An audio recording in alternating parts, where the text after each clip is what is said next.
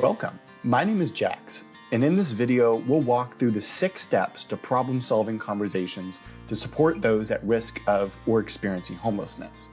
Housing problem solving is a person-centered approach that helps people identify safe, realistic options to shelter by tapping into their strengths, resources, and support networks.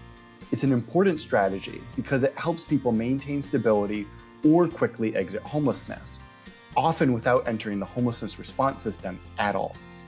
Let's dive in. Step 1. Introduce yourself and the goal of your meeting. Explain what a problem-solving conversation is and its purpose. You'll also want to have a clear agenda. Hi, Ms. Jones. It's nice to meet you. My name is Miguel, and I will be working with you. How are you doing? So to be real, it's been really rough lately. I hear you. I really appreciate you taking the time to meet with me today. My goal is to understand what's going on and see how we can find some solutions together. I really wish somebody would listen to me, so I really appreciate your being willing to do that. Step 2. Active listening. Using open-ended questions, rephrasing, and a relaxed open body position allows time for the person to share their story. Most importantly, be present. Can you tell me more about what's been happening lately?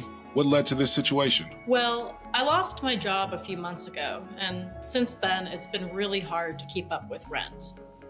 What supports are you getting from family and friends during this time? None, really. My family is in another state, and I don't want to burden them. I understand. It can be really difficult to reach out for help sometimes.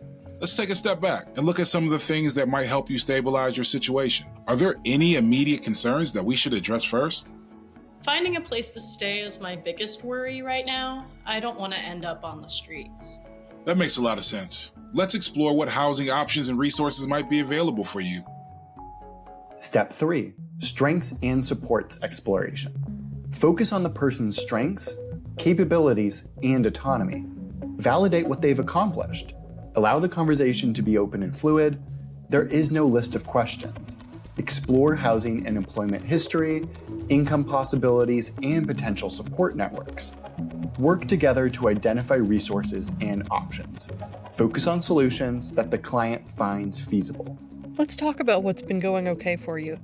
What helps you get through tough times? I usually figure things out. When I lost my job, I started doing delivery, random handyman gigs. That's impressive. Not everybody can pivot like that. What kind of handyman work have you done? Little things. Leaky sinks, door handles, stuff like that. A couple of friends even paid me to help out. Sounds like folks trust you and know you're reliable. Anyone else you've been leaning on? Yeah, my aunt's been checking in. She can't take me in, but she helps with groceries and stays in touch just to see how I'm doing. Step 4. Moving forward. List and discuss possible options.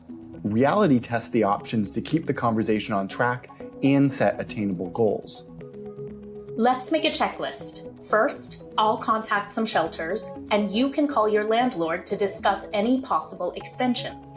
Then we can explore some job resources together. That sounds like a solid plan. Great.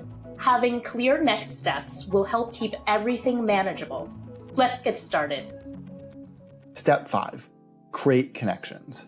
Summarize the conversation and ensure that you're on the same page. Using principles of mediation, reach out to supports and work to resolve specific issues and/or explore housing options. Let's schedule a check-in next week to see how things are progressing. What day works best for you? Tuesday works for me. Yeah, Tuesday works for me too. Perfect. I'll send you a reminder, and we can touch base on any updates or new challenges. We appreciate that. Thank you. Step 6. Summarize and follow up. Summarize what was discussed. Record action items, persons responsible, and timelines. Review and provide a copy to the person. Set a time to follow up if necessary. End the conversation on a positive note.